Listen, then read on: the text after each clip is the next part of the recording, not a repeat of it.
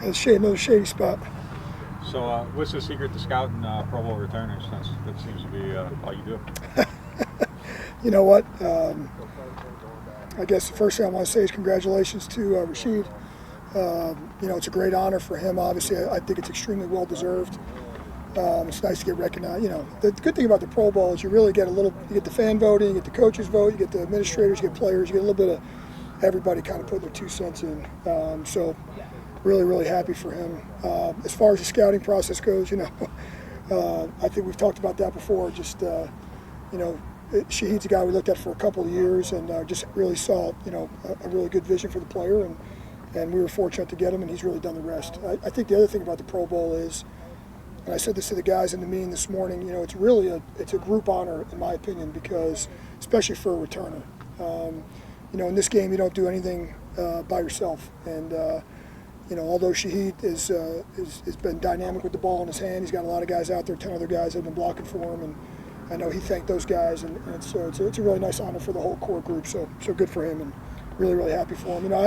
There's a human element to this game that sometimes we forget about, and Shaheed's a great person, and I'm just really, really happy for him, his family. We've become very close. He's become close with my family. He's been great to my family as well, and good things happen to good people. So it's good to see his hard work, pay off. So really, really happy for him.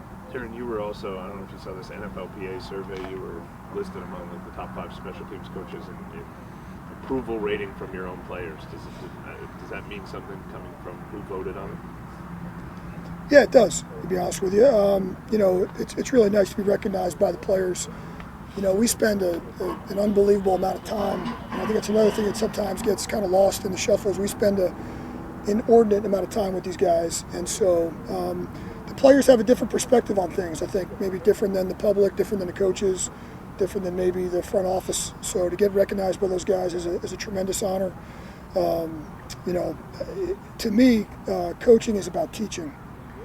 And it just tells me that I think those guys, kind of value what we've done. We obviously we work very, very hard at it, and so to get recognized not only by our players but other players around the league is a really nice honor. So yeah. Riz, what did you sell Rashid on? I mean, you got a guy, he comes in, he's undrafted, he can go anywhere else. We kind of sold him on the history. I've been fortunate to have a couple of good returners both here and in Miami, where I was for 10 years, and kind of sold him on the vision for what we thought he could be. We felt like not only could he be a returner, but we also felt like he could help us out at receiver. So we didn't feel like he was a kind of a one-trick pony. We felt like he could be anytime you're trying to put a vision together for a player, he's kind of that. Coming in, he was kind of that ideal 4th or 5th guy that we felt like could really help our offense and be a dual returner. He was obviously extremely productive in college, and so we really felt like that would translate. No different than other guys in the past. Felt like his production would translate over. The speed was there. There was no doubt about that. He stuck out on 1AA or whatever they call it now, FCS film, and he really, really flashed. So. We sold him and his agent on really, what we thought the vision for him was, and we sold a little bit of, what we had done, as a special teams unit, kind of where he fit in the big picture. So, we can look at the stats, but could you point out maybe some characteristics that aren't as easy to see that you thought he has done well or improved upon since he got here? Yeah, I think the first thing that stands out is, I don't know if the general fan realizes how much different the punt game is in the NFL as it is in college. There's a drastic difference because of the rules. That's why you see all the rugby punts and the people covering downfield. And so a lot of times a college returner doesn't field NFL-style punts, and the game is completely different. And so there is definitely a transition period. And like I said, whether it was Deontay, I had Jakeem Grant, who was a really good returner in Miami. There's different guys. Those guys all have to transition from, the college rules to the NFL rules. And I think Shaheed had done a really nice job there. He was really productive as a kick returner in college, maybe not as much as a punt returner. He had good numbers, but not the numbers he's put up in the NFL. And so I think his work ethic, one thing the fans wouldn't see is that guy probably catches over 100 balls a week off the jugs. Still, not just when he got here. I just left the indoor, and he just got done catching a bunch of post practice. He's out there. He's got the jugs out there. Just the little things like that he's put the time and effort into. I think the other thing he's done a great job of is with film studying the opponents, knowing who what our game plan is for those particular weeks. I think last week is a really good example. It might not go down as a big play in a game, but he fields a ball inside the 10 and gets 12 yards, that's a first down that the offense doesn't have to get. Just little things like that might go under the radar. I know he's up there in return yards in the league, combo return yards, and so, everyone sees the dynamic plays. Everyone sees the 70-yard touchdowns, and to me, he's gotten really good at making ordinary plays or inordinary plays look ordinary, and I think that's probably the biggest compliment I can give him. Maybe his first year last year, where there were some balls that we didn't return, or maybe that we didn't field, things like that go unnoticed. Where the ball hits the ground and rolls for 20 yards, that hidden yardage, he's really helped our team in that aspect, and I think that's probably gone unnoticed by most. So when you were recruiting him, so to speak, was you the point man, or was it also? Yes, initially myself and Phil Galliano, our assistant special teams coach. We do a returner study every year in all the colleges, all the different levels, from the Power 5 right on through Division III.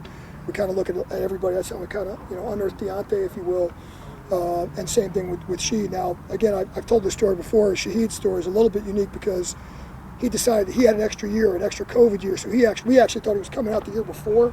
So we were prepared to take him as either a late round draft pick or a free agent the year before that, and then he went back and then ultimately tears his ACL in his last college game, which was unfortunate for him and maybe fortunate for us, in a unique and strange way. So, but it's all worked out. It's been a really great marriage, and I look for him to have a lot of great years to come. I think the amazing thing about him is, in my opinion, he's just scratching the surface. I think he can even be a much better returner and a much better receiver, and I think he's got a real bright future. But in terms of selling him as a receiver, was there somebody on the offensive staff doing that too, or were you kind of the main guy? Well, I think once we had the vision for the player, I think then once we got into the draft part of it, we had our offensive coaches watch him and watch his big play reel and all that kind of thing, and so that's when we thought that he was, he could really help both sides. But it started as it did. It started off as a returner. It did. And we saw the vision for the player. He made more plays. I think he got all the notice and all the accolades for his returns. But you watch, there was some really good offensive film there too. Interesting thing about him is, I'm sure you guys know, is he ends up at Weber State because they were the one school that told him he had all these track scholarships and all that stuff. Weber State was the one school that told him he could do both and play football. And so, if I'm not mistaken, his family obviously has a really, really rich track history. His younger sister, I think, just committed to Oregon for track. So, and his older sister is a Division I track star too. So, Weber State was the school that told me to play football. It worked out well for them. So. Nice. I saw your son on Saturday. Which one? I talked to him briefly. Oh, Christian? Yes. Yeah, that was a crazy game. Unfortunate, but good stuff. After I got done talking to Arch Manning, he was sitting There you so go. I love it. All right. Appreciate you guys. What's your son do? My son is a walk-on in Texas. Oh, nice. Yeah, he's a